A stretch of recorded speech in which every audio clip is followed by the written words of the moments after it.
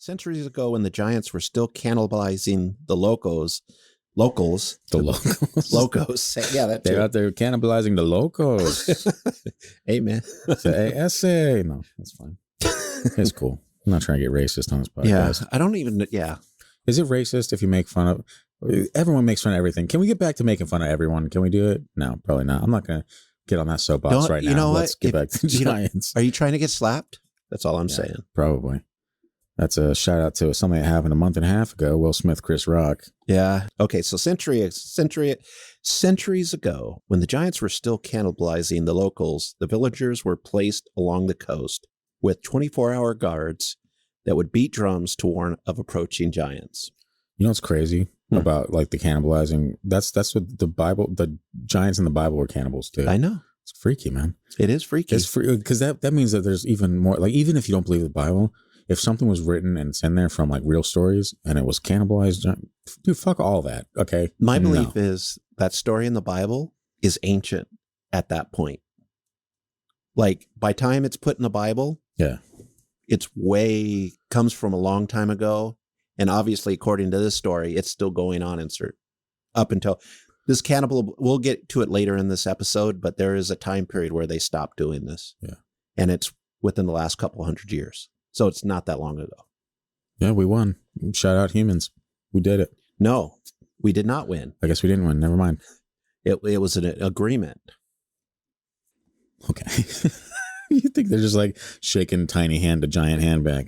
Okay, we agree now. You live in the caves and you be scary and we'll keep all the land out here. Deal? And they're like, yeah, deal. Okay. Stay tuned. But wait, there's more. Okay. A traditional story is told of a young Ramo who would sit in a large tree watching a village. The warriors used their bows but could not dislodge the giant. Since he was young and not very strong, he did not dare take on the warriors. The women of the village would not go to their gardens out of fear.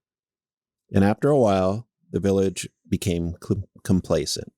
But one day the young Ramo was gone. The women got some guards and went to journey to their gardens finally.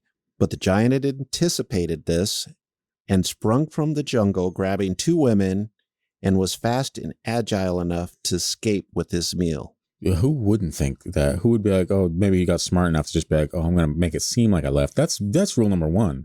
Someone's behind a door and you're like, fine, I guess I'll just leave without you. What do? You stomp on the ground around the door and be like, I'm leaving now. You can't hear me because I'm walking away. You know? I mean, it's grade school stuff. Also, animal stuff. Also, apparently cannibal stuff. Yeah. So not fun either way. And, you think back to this time period and whatever was in those gardens, the people of the village must have had to have, because that's the only way you would take that chance. And they brought guards, but this thing just ran by and grabbed 2 of them and disappeared into the jungle with them. Yeah. I can't imagine, like, what would a giant need with garden stuff, like with veggies? A cannibal giant. This young giant knew that's where the women went. And the women, I guess, if they didn't take their guards, which probably in this situation until they saw a giant, wouldn't need guards. No reason to. Yeah. And this one was a real giant would have just ran back home.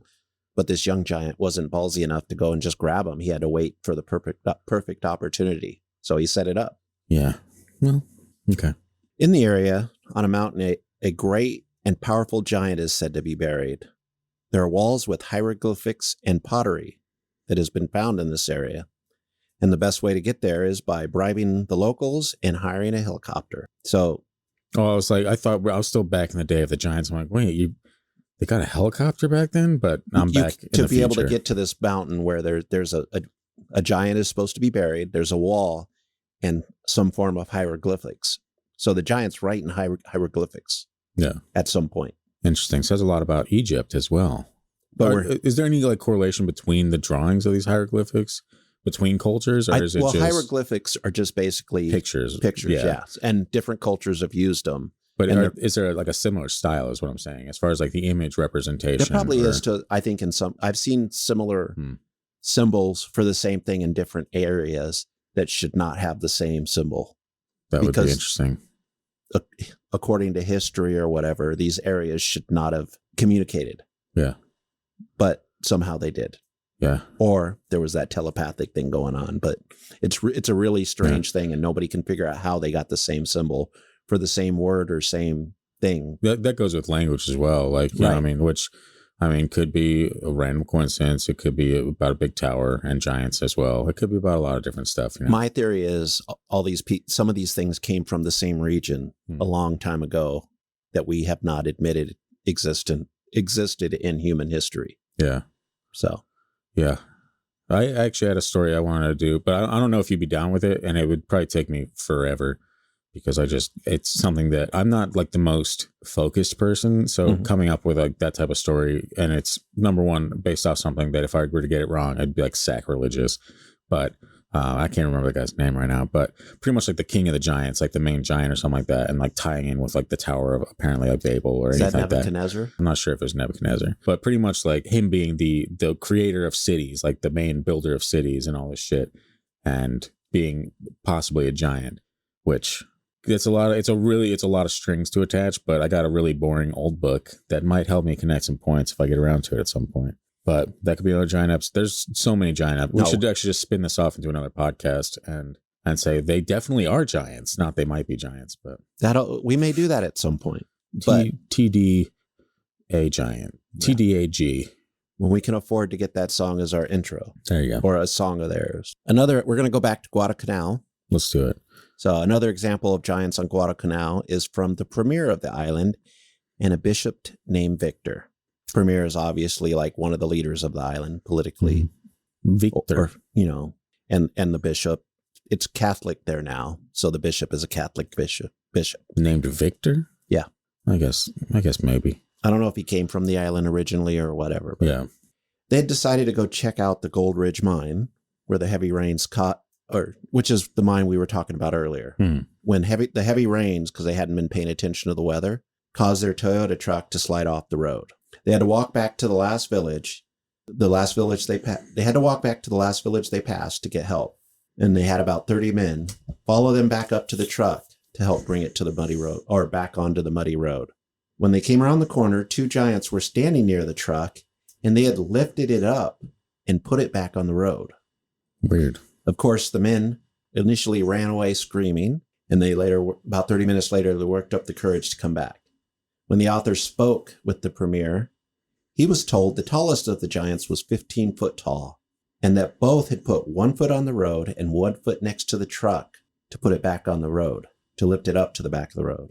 And again, there were footprints of 3 to 4 feet in length. That's weird. Yeah, I've never heard that story. This is another recent story. Yeah. Because it's coming from around 2000. That's so weird, man. It freaks me out a little. Like, it's a really fascinating thing to think about.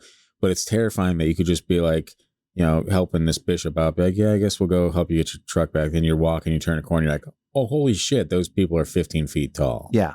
But according to the author, anywhere you go on Solomon Island, you talk to people, they'll tell you about these giants. Man, it kind of makes you want to go to Solomon Island. Yeah. A little bit. And it's like not just like the stories go back to like their great grandparents told them stories, or told their great grandparents were the ones that were telling stories about giants. And all these people still see giants. Some of those stories, especially oral traditions, great grandparents, isn't that long ago. No. And it's easy to keep an oral tradition going, but that's like 100, 150 years ago. Yeah.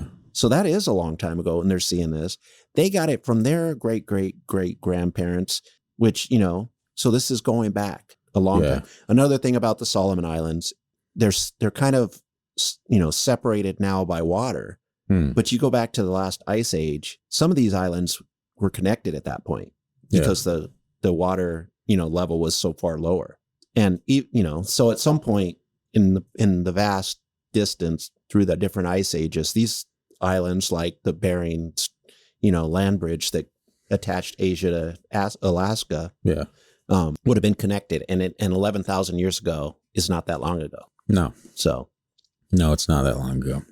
It's long ago. I mean, it's long for us, but yeah.